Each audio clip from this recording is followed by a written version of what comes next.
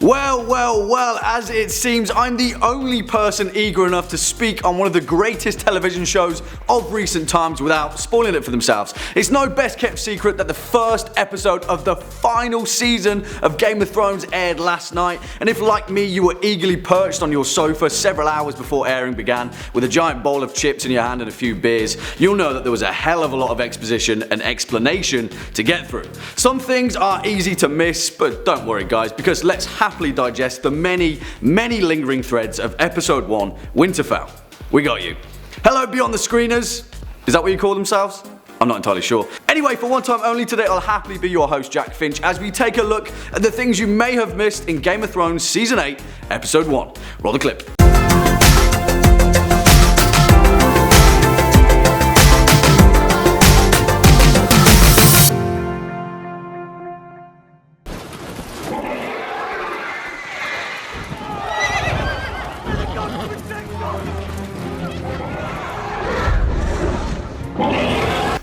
And it appears that our boy Jon Snow finally knows something. But before we get into that whole ice and fire fiasco, there's a lot more to sink our teeth into with episode 1. The most glaringly obvious being the completely awesome title sequence revamp, and for the first time ever, the animated cogs and wheels took us deep into the crypts of Winterfell, as well as the King's Landing throne room, Iron Throne and all. And also now there's a freaking huge hole in the wall.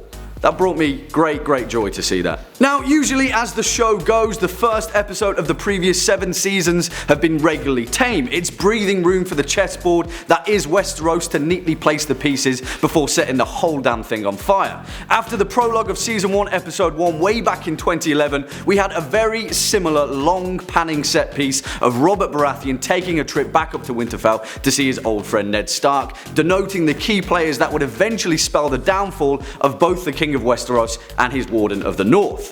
It's only fitting then that Season 8 Episode 1, aptly titled Winterfell, perfectly mirrors that very same beginning, only this time many things have changed. Much like how a young Bran Stark clambered his way across the rooftops of Winterfell, this episode begins on the same note, with an unnamed youngster of the North visually heralding the arrival of Daenerys Targaryen alongside her massive unsullied army and, you know, her 2 giant dragon children, Drogon and Rhaegal.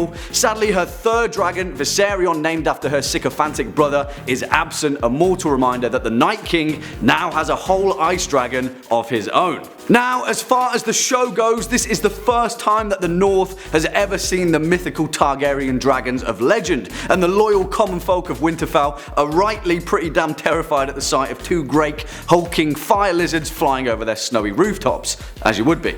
Next up, stalwarts of the show are given some subtle fan service as the stone cold Sansa Stark, played by the awesome Sophie Turner, mirrors the same line that her father Ned Stark spoke way back in Season 1 Episode 1.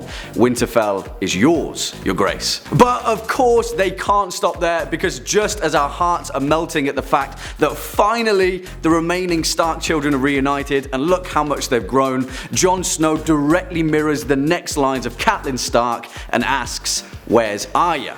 Now, I don't know about you, but that's the kind of stuff I live for. But of course we know that Arya is slinking around in the shadows, probably swapping her skin like the ice cold faceless assassin that she is. One of the main scenes we have to talk about that occurs in the early half of Winterfell is that Jon Snow actually flew a damn dragon. For those of you familiar with the books too, you know that George R.R. Martin went to great lengths to seep in the fact that the only way you can ever find yourself flying on the back of a dragon is if you've got some kind of Valyrian blood inside you. And of course, the biggest major theory of A Song of Ice and Fire of all time was finally given the lip service that it deserved.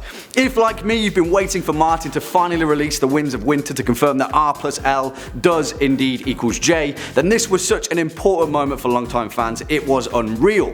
Although it was foreshadowed by Bran Stark doing some werewood mysticism back in Season 7, and our boy Samwell Tarly putting in the man hours with his 3000 IQ at the Citadel, the fact that Jon was finally directly informed about his parentage is one of the most highly anticipated moments in the show's long history, as well as nearly 3 decades for fans of the book. For those of you that aren't too clued up, I'll give you a brief rundown. Essentially, Ned Stark's sister Lyanna fell in love with Daenerys' older brother, Rhaegar Targaryen, Targaryen, which kicked off the jilted Robert Baratheon's rebellion, who was painfully in love with Ned's sister and forced Lyanna into hiding, where she gave birth to our boy Jon Snow, aka Aegon Targaryen, King of the Andals, the Rhoynar, Lord of the Seven Kingdoms, yada yada yada. There we have it, R plus L equals J, and for those of you that are even better at maths, you'll also know that this kind of makes Daenerys Jon Snow's aunt. Awkward. What makes it even more awkward though is the fact that later in episode 1, Jon and Dany then fly off together into the snowy peaks of the north for some alone time and land next to a very familiar looking waterfall cave thing. Yeah, I don't know about you, but that looks incredibly familiar to me, as in the cave that Jon and the sadly deceased Ygritte did some cuddling in way back in season 3. Damn you, Ollie, you loyal swine. To bring it back though, the fact that Jon Snow is indeed the rightful heir to the Iron Throne is going to be one of the main underlying conflicts of the final season. But hopefully they'll all realise that political games and thrones mean nothing when you're being faced down by the literal army of the dead, right?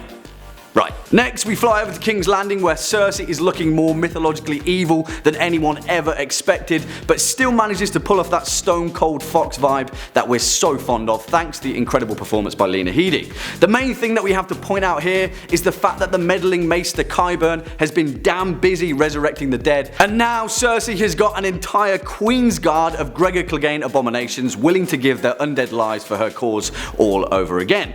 The visual image of Cersei flanked by her entourage of the dead was so fitting for her character arc, it's unreal. And is it just me, or does King's Landing seem really quiet these days?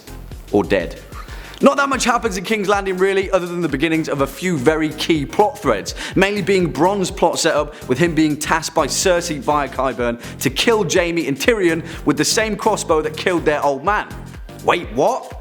Yeah, you've got to keep in mind that our boy Bronn is a sellsword and has built his long fruitful career on always betting his side on the right price. But, and this is a very big but, is this where Bronn's character arc is finally peeling ahead? Tyrion and Bronn were such cute friends it hurt, and Jaime and Bronn cultivating the most beautiful bromance during that summer in Dawn. So I'm sticking my oar in here and I'm saying that Bronn is going to turn the trigger on Cersei himself. For those of you that know outside of the show, both Lena Headey and Jerome Flynn, who play Cersei and Bronn respectively, used to date each other, and they had a pretty scathing breakup. So much so that it's rumoured their contracts both have a clause that states they both won't appear in scenes together.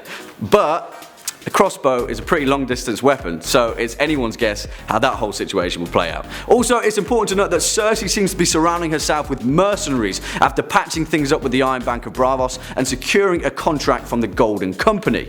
But hold on a minute, because if you're a dedicated fan, you'll know that Cersei has forever been cursed by a prophecy that she received as a girl from a witch named Maggie the Frog, who has correctly predicted the death of all three of her children, Joffrey, Myrcella and Tommen. Gold will be their crowns and gold will be their shrouds. I don't know about you, but there's a lot of gold being prophetically bounded around for Cersei's own good. We'll have to see with that one. In the show's last few scenes, we have perhaps one of the most horror-fueled moments we've had in a while, after our faithful heroes Beric Dondarrion and the one and only Tormund Giantsbane, alongside the incredible Dolorous Edd, are scouting out the sea at Last Hearth, home of the Umber House, a house now in ruin after being ravaged by war.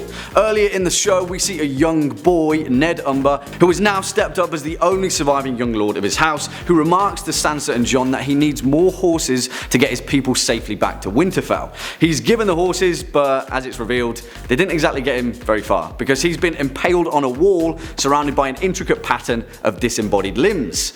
The Night King really has a thirst for theatrics, doesn't he? It's interesting though, because that pattern is starkly familiar, the same one that we see way back when in season 1 episode 1, after a band of Night's Watch Rangers are ambushed by the White Walkers themselves. There are so many connections between the opening episodes of both season 1 and season 8, and it seems for the most part things truly are coming full circle for Game of Thrones. It's only fitting then that in the show's closing moments we see a hooded stranger venturing into the keep of Winterfell on horseback, who's revealed to be no other than Jaime Lannister, albeit less blonde than he's ever looked.